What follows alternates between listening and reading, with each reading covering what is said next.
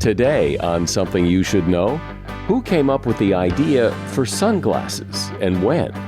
Then finding wonder in the world and why it's such a good idea to develop your sense of wonder. Because it's really an incredibly beneficial emotion, both psychologically and physiologically. And what's really fascinating to me is there appears to be a direct biological pathway between wonder and better health. Also, can people really get by on 4 to 5 hours of sleep and still perform well? And what is money? How does it work? There's a lot of confusion. For example, people think the government might run out of money. We cannot run out of money. Impossible. Money is a keystroke credit to an account. It is a keystroke. You cannot run out of keystrokes. A bank can't run out of money. The Treasury cannot run out of money. All this today on Something You Should Know. Something you should know. Fascinating intel, the world's top experts, and practical advice you can use in your life. Today, Something You Should Know with Mike Carruthers. Hi, welcome to Something You Should Know. This morning, I woke up to a bright sunny day like many people, and as usual, one of the first things I reach for before I head out the door, my sunglasses. And it made me wonder, where did sunglasses come from? It turns out that even in prehistoric times, people wore basically sunglasses made out of walrus ivory to block harmful reflected rays of the sun. The earliest historical reference to sunglasses dates back to ancient China and Rome. The Roman Emperor Nero apparently liked to watch gladiators fight through polished gems, kind of like sunglasses. Around the 12th century, the Chinese came up with wearable dark lenses similar to our sunglasses. They were made from flat panes of smoky quartz. Those ancient sunglasses had little to do with the sun, though. Chinese judges wore them to hide their facial expressions while they interrogated witnesses on trial. It was Sam Foster of Foster Grant fame who came up with the sunglasses we wear today. And in 1929, he started selling his sunglasses from a Woolworth store on the boardwalk in Atlantic City, New Jersey. And soon after that, they became a sensation. And that is something you should know. I'm sure you've heard the phrase, childlike wonder. It's a way of looking at the world that gives you pause, makes you see things with a different kind of appreciation. It gives you a perspective on where you fit into the world. Of course, the thing about childlike wonder is you tend to lose it as you get older. But seeing wonder in the world is actually a great way to view things. And wonder has wonderful benefits, as you're about to hear from Monica Parker. Monica is a speaker, writer, and authority on the future of work. She has spent decades helping people discover how to lead and live a wonderful life. And she's author of a book called The Power of Wonder. Hi, Monica. Welcome to Something You Should Know. Hi, Mike. Thanks so much for having me. So what is wonder? How do you define it from your perspective? Yeah, so wonder is a fascinating word. It's sort of something of a shapeshifter. So we have wonder that is the verb, to wonder, which might be how we described curiosity.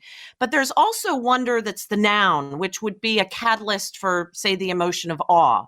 And so my definition of wonder is really connecting these two concepts into a single emotional experience that starts with openness, moves into curiosity, then absorption and awe. And it's really almost even a cycle because each time we experience one of these components, the more likely we are to experience them in the future.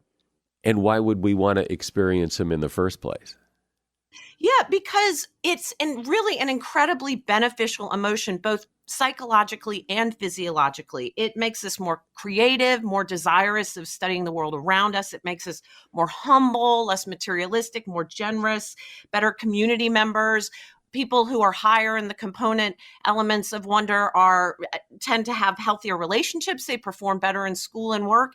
And what's really, really fascinating to me is the physiological benefits. What we found is that there appears to be a direct biological pathway between wonder and better health, because it lowers what are known as our pro-inflammatory cytokines, which are markers of inflammation and connected to things like heart disease and Alzheimer's. It also lowers our blood pressure and our cortisol levels, which are our stress hormones. So really, really positive for us, for both our brains and our minds. So when I think of wonder, I often think of, the look on a child's face when he sees something for the first time, or at Disneyland, a child sees Mickey Mouse and gets up close to him, and that look on that, to me, that's wonder. Absolutely. And that is wonder. And even one of the things that I like to tell people is to try to approach life like a child.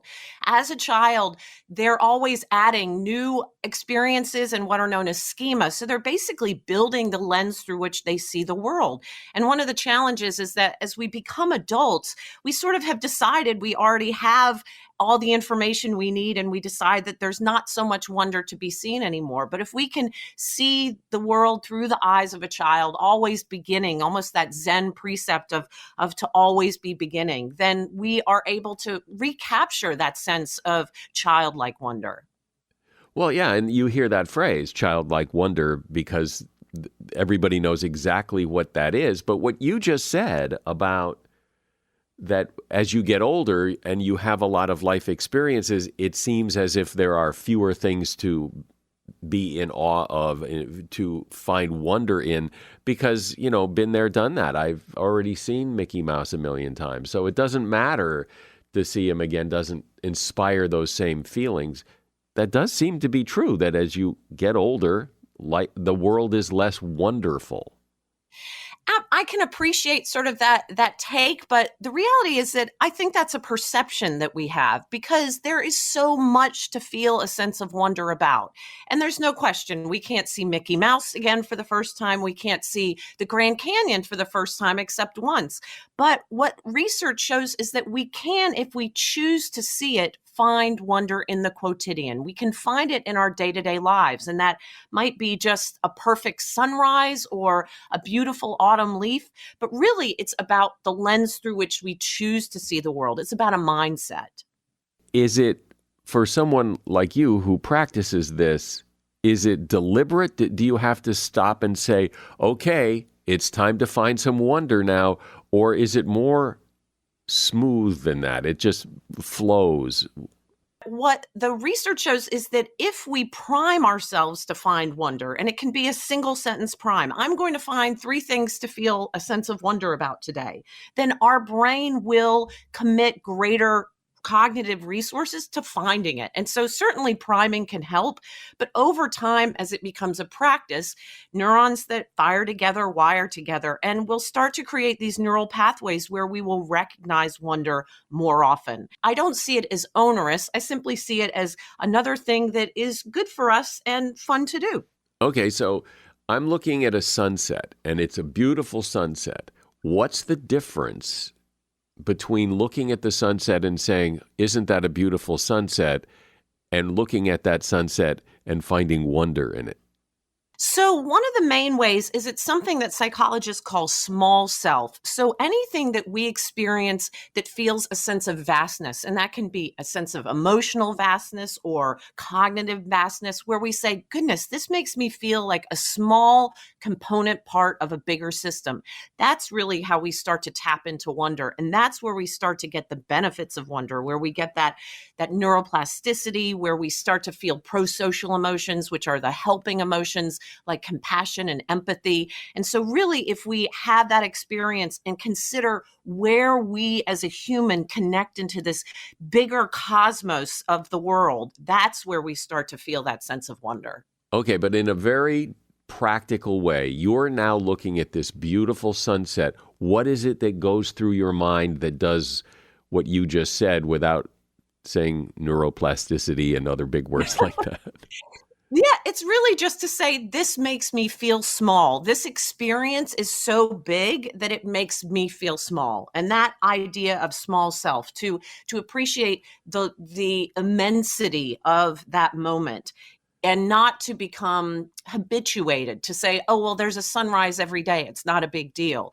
Instead, to say, look at this incredible opportunity we have for another day. Look at the beauty, how it changes all the time. To have that sense of vastness is really where we're able to connect and then say, but that makes me feel small. And when we feel smaller, it makes our problems feel smaller. It makes us connect to other people more deeply. And so really, it's that opportunity to say that I am only a small piece of such a bigger magical puzzle. So that's wonder, to an experience that makes you feel smaller in reference to what you're in wonder of? That is probably one of the main components. Absolutely. That sense of small self. There are other aspects of it, certainly being absorbed, being fully present, not trying to, really trying to shut down that chattering mind that we all have. So that's one of those things as well. If we can actually be present in the moment and not be thinking about, well, what's our to-do list for that week? Other ways we can do that, of course, is by deep curiosity to explore in our own minds, the cognitive elements or the intellectual elements of what we're experiencing. But really, probably one of the key pieces is that smallness.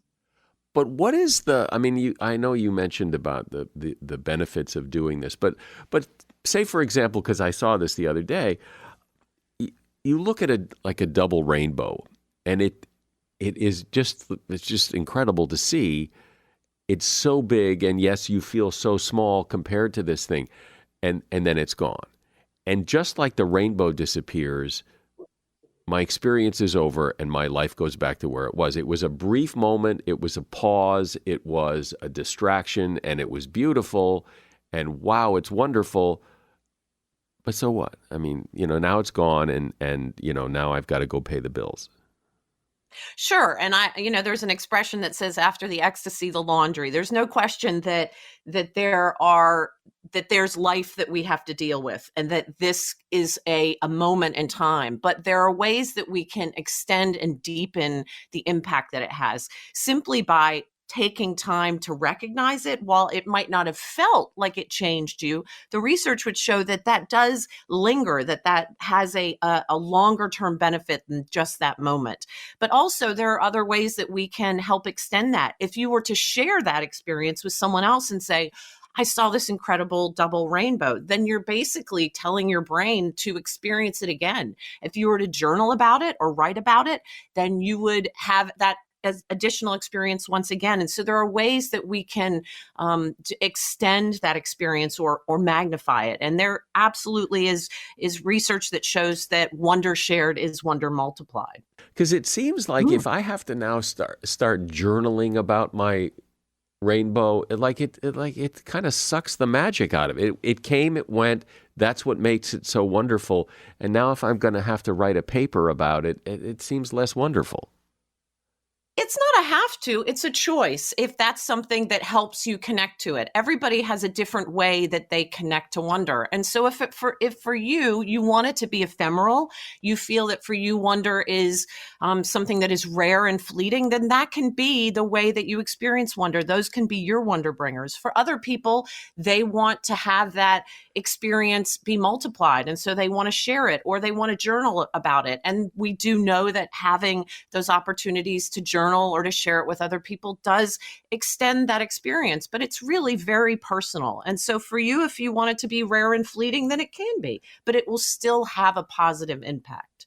We're talking about your sense of wonder and all the benefits of developing that sense. And we're talking with Monica Parker. She is author of the book, The Power of Wonder.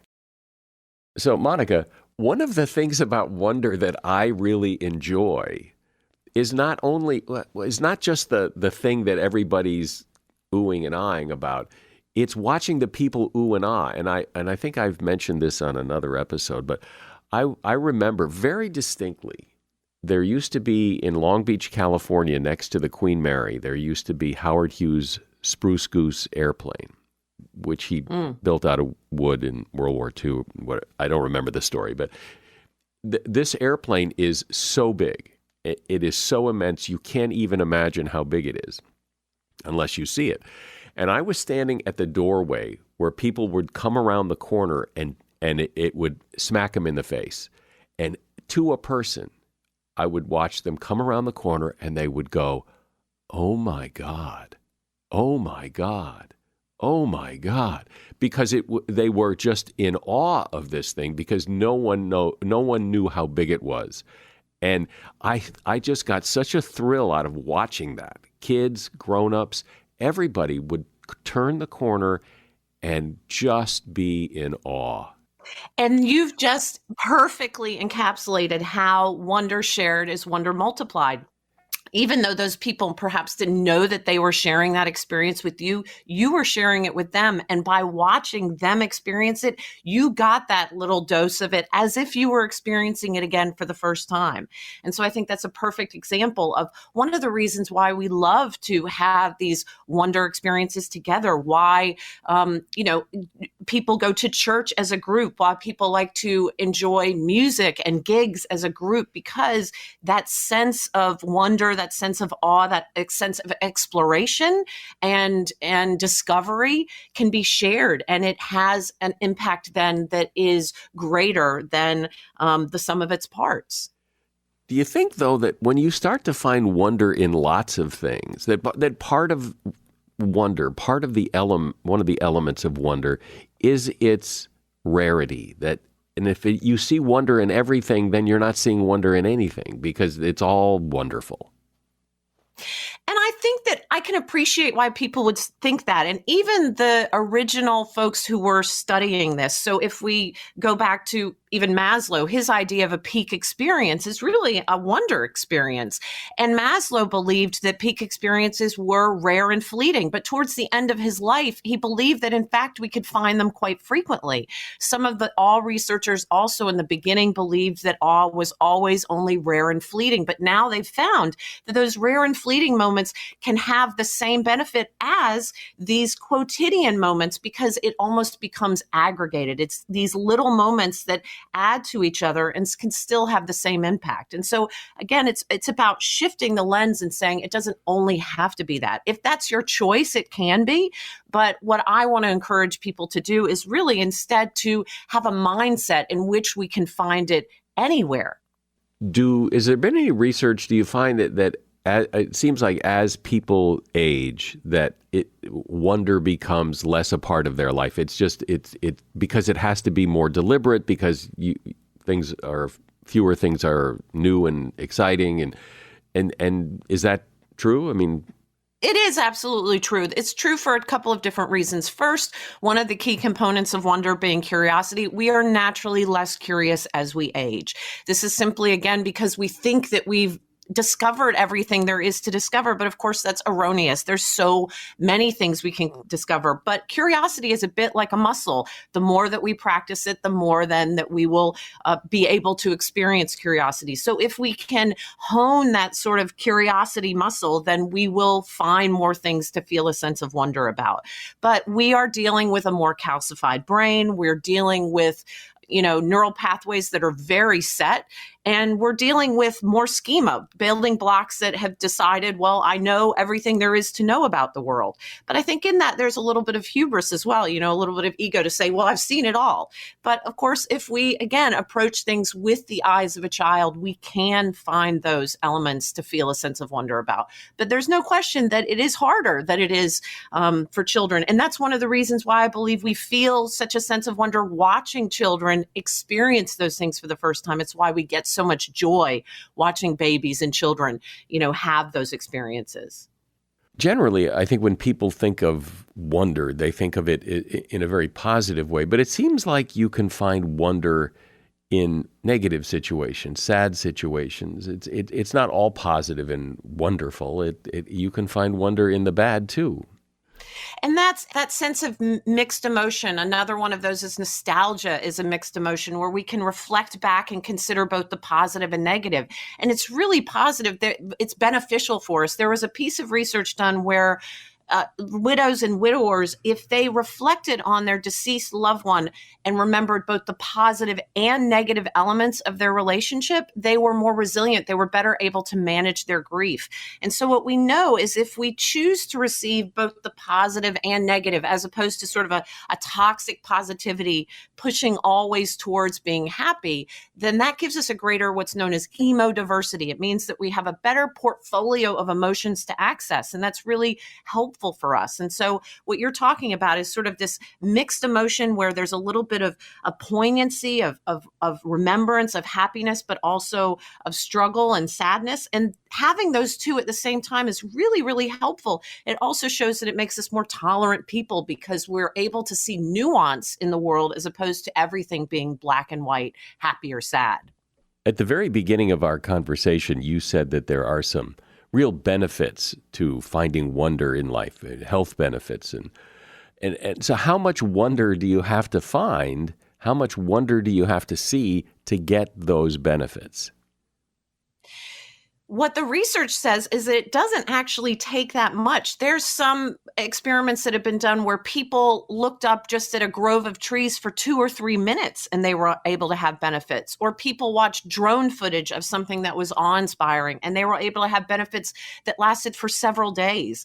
A 20-minute wonder walk gives people benefits for up to a week after. And so it really can have a significant benefit. And, what makes a wonder walk a wonder walk? Again, you decide it is. You simply choose to not ruminate on what's going on outside of that walk. And you prime yourself to say, I will find something on this walk that will give me a sense of wonder. I will look for things that give me a sense of wonder. And that can give significant benefits. And so it really, the additive, small aggregate moments of wonder that we have over time can impact us in a way that I think we really don't appreciate. Well, this is such a great topic for conversation because people don't typically talk about it very much. I mean, we all have a sense of what wonder is and we've all experienced it, but we don't talk about it much about how it works and why it's good for you and what it does for you. So I appreciate this. I've been speaking with Monica Parker, and the name of her book is The Power of Wonder, and you will find a link to that book at Amazon in the show notes. Thank you, Monica. Thanks so much, Mike. It's been wonderful. I think there's a lot of confusion about money, what it is, how it works. It used to be that you knew you had $1 because you could hold it in your hand. But today, much of the money we spend and receive, we never see it. We never touch it. Also, we often hear in political arguments that if we don't do something, the federal government will run out of money. But it never seems to run out of money. And what about taxes? You might think that we have taxes to fund the government, but there's more to it than that, as you're about to hear from L. Randall Wray. He is a professor of economics at Bard College and senior scholar at the Levi Economics Institute. And he is author of a book called Money for Beginners, an illustrated guide. Hi, Randall. Welcome to Something You Should Know.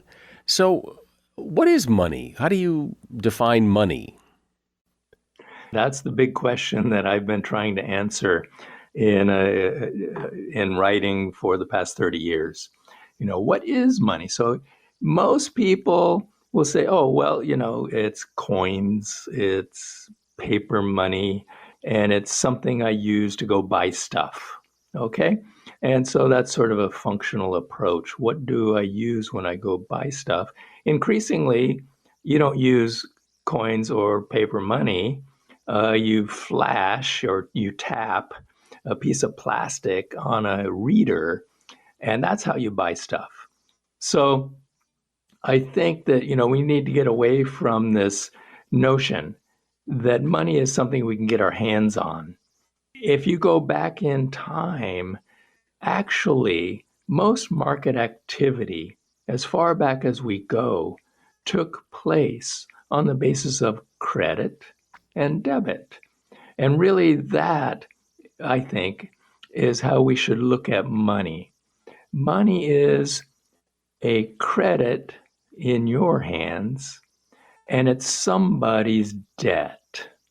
And so I think of money as being a debt denominated, that is measured, kept track of in terms of a money of account. In the United States, that is the dollar.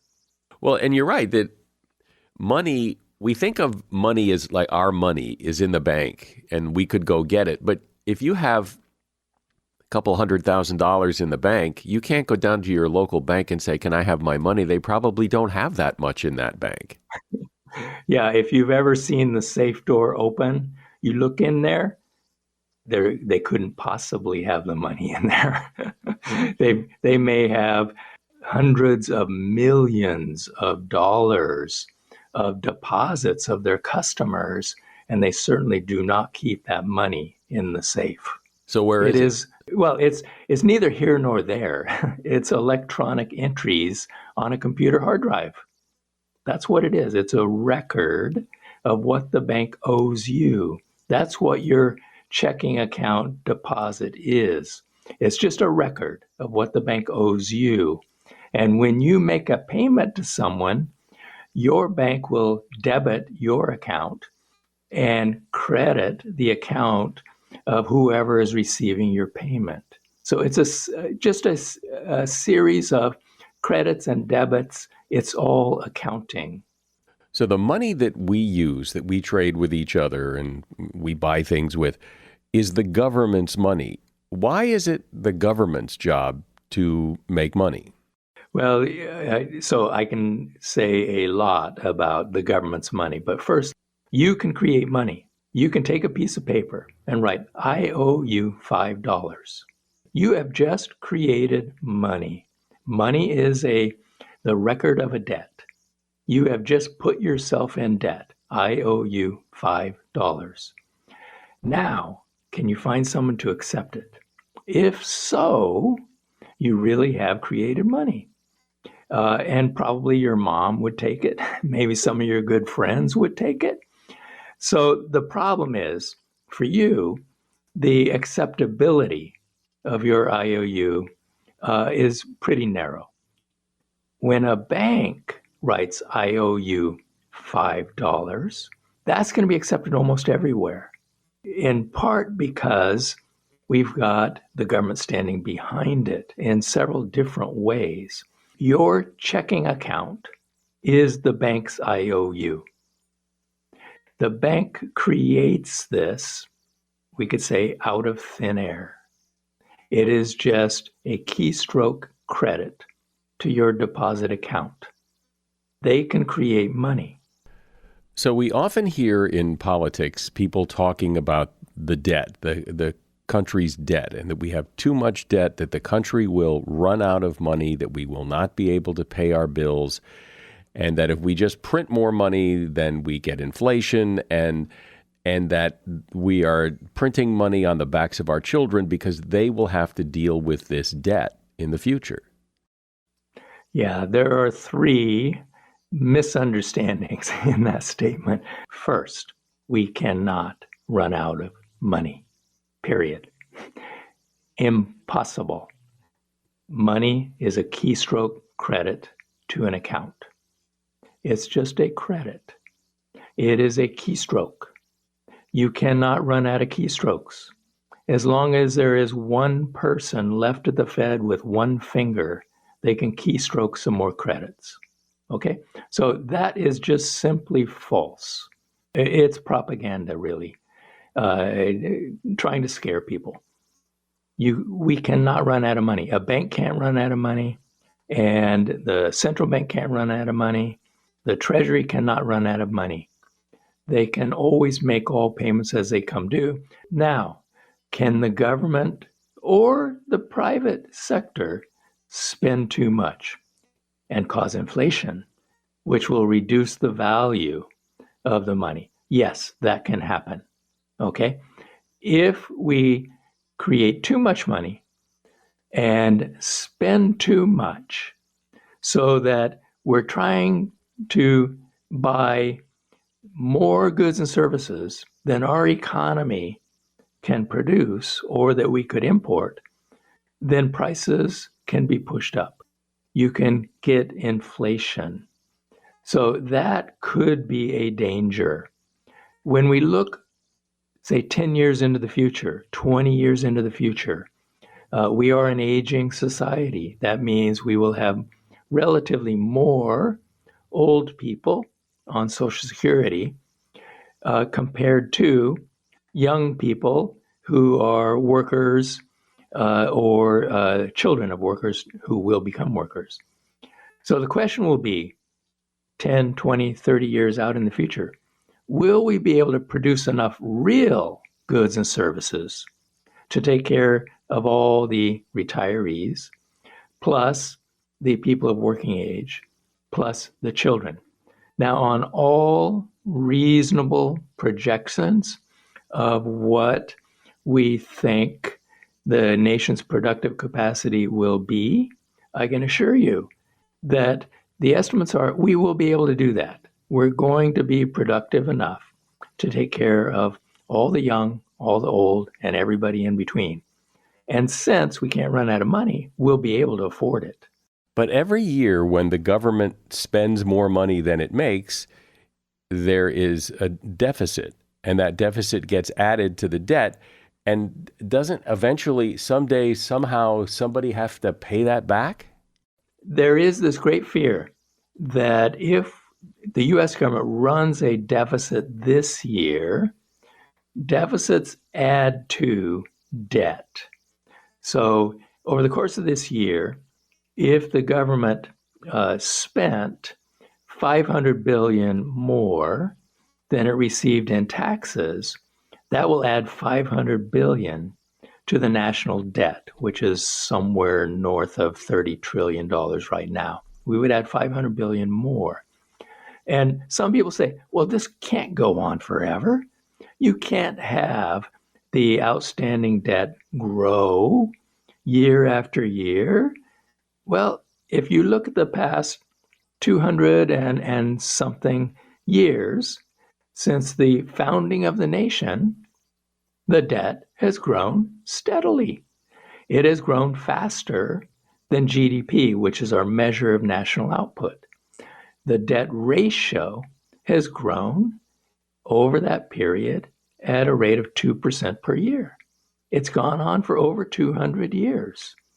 The notion that something that has been going on for 200 years can't go on a while longer just boggles the mind. We will be able to grow the debt. Now, households and firms at some point need to repay their debts. They have finite lifetimes. And hopefully, by the time you die, you're going to pay off your debt. The U.S. government doesn't have a finite lifetime. It has been around for over 200 years, and maybe it'll be around 200 more years. It doesn't actually ever repay the debt. The debt grows year after year.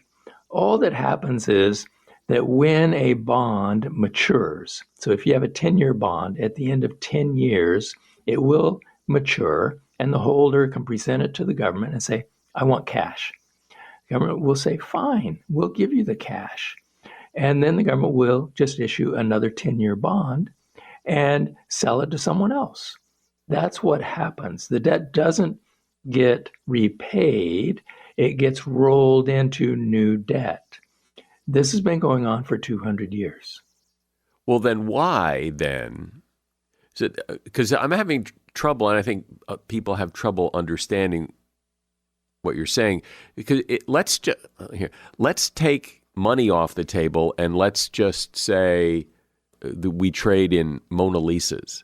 And there's only one, but we could make more. As you say, the government can make more money. Well, if you make a lot of Mona Lisas, the value of those Mona Lisas declines, because if there's only one, it's really valuable. If there's a million of them, they're not so valuable. So how can you just keep printing money and say that there's no real consequence to that? The debt, government's debt, is our asset. Okay? If the government issues a $100 bond, that will be held in the non-government sector by banks, by household savers, by pension funds, and by private firms that want to hold the safest asset in the world, which is U.S. Treasury bonds. That is the safest asset you can possibly put in your portfolio. And you have to remember that if the outstanding debt is 30 trillion, that means we, all of us, taken together, have $30 trillion of the safest asset in the world. We are happy to hold that, and we get to earn interest on it. It doesn't reduce the value of that debt. A $100 bond will remain worth $100, and it will earn interest for us. So I get the bond thing, that the government's debt is our asset in that way, but very often the government spends money and says we need to raise taxes in order to pay for this. There's no bond involved. It's tax money that comes straight out of my pocket into the government's pocket. That's not my asset. Taxes reduce our net income. That is true. And there are times when you want the government to do that. No, that there is isn't. One of our... No, there really isn't. I don't mean you as an individual. No, nobody likes paying taxes. Okay, that's clear. But what I'm saying is there are times when it is in the national interest to increase taxes. And that is related to your point. That withdraws net income from the non-government sector and reduces inflation pressure. So, for example, let's go back to World War II. We're coming out of the Great Depression.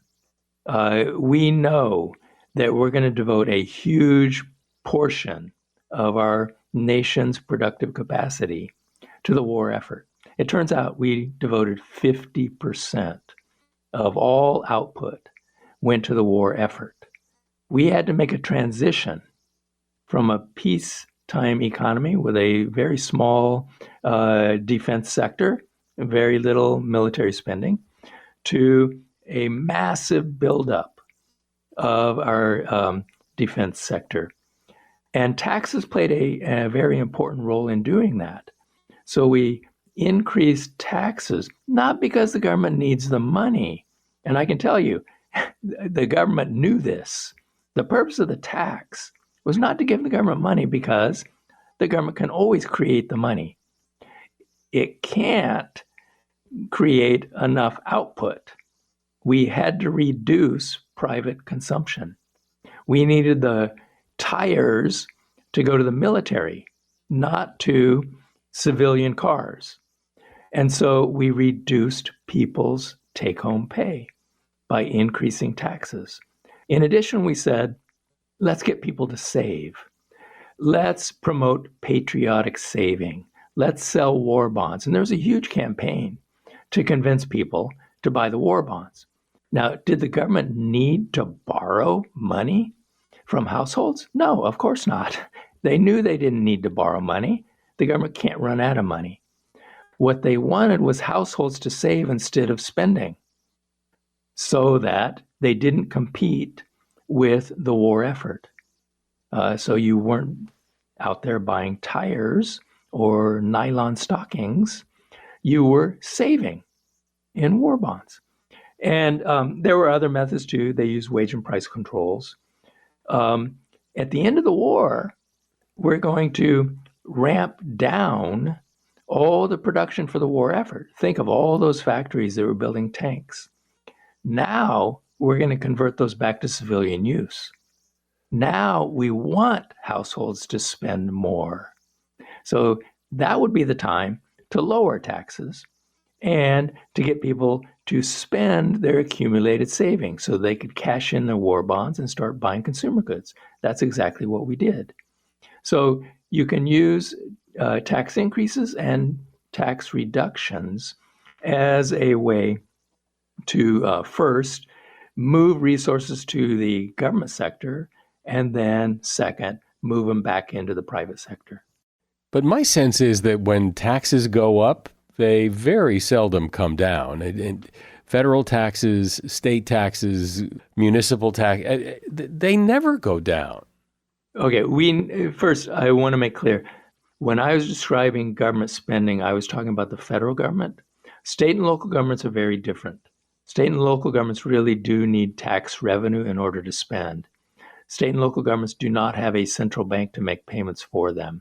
They really do need taxes, and they need to borrow in order to spend. And 48 of the states require a balanced budget. So they do not run deficits as a normal operating procedure. And states and counties and cities can go bankrupt. It has happened. Orange County went bankrupt. And there are severe consequences. They're in a very different situation than the federal government, which is our currency issuer and cannot run out of U.S. dollars. Lastly, what do you see as the future of money? Well, the future of money is that it will increasingly take an electronic form. Even our paper currency and coins possibly have a very limited future. Well, I must say I've learned a lot in this conversation, things I did not know before, and I always like doing that. It's one of the great things about doing this podcast. I've been speaking with L. Randall Wray. He's a professor of economics at Bard College and senior scholar at the Levi Economics Institute. The name of his book is Money for Beginners, an illustrated guide. And there's a link to that book in the show notes. Thank you, Randall, for being here. Thanks. It's been a pleasure to be on your show. We're all supposed to be getting 8 hours of solid sleep every night. That's the general professional consensus. But what about those people who say they do just fine on only 5 hours of sleep? Well, researchers put them to the test. The volunteer sleepers did their thing in a controlled sleeping environment for 2 weeks. Those who slept 8 or 9 hours did just fine on cognitive testing, but the group who slept just 4 to 6 hours flunked. Their cognitive skill results were impaired to the equivalent of being legally drunk. The study found that when we get less than 8 hours of sleep at night, our attention span and reaction times are the first skills to take a hit. Even getting 7 hours is not enough. 1 hour less nightly accumulates over time to a noticeable sleep debt. And that is something you should know. Hey, would you do me a favor? Since the episode is over and perhaps you have a moment, tell a friend about this podcast, ask them to give a listen, and I'll bet they thank you for it. I'm Mike Carruthers. Thanks for listening today to Something You Should Know. Dissecting politics with exclusive interviews, commentary, and humor. Useful Idiots with Katie Halper and Aaron Mate. I really don't like sharks, and I think we live in a very sharkagandistic world. Quote, one thing to keep in mind is sharks are not out there trying to eat surfers and swimmers. They'd much rather eat fish, but in many cases they mistake us for their actual prey. When they do bite, they usually move on. That's supposed to make us feel better? Useful Idiots, wherever you listen.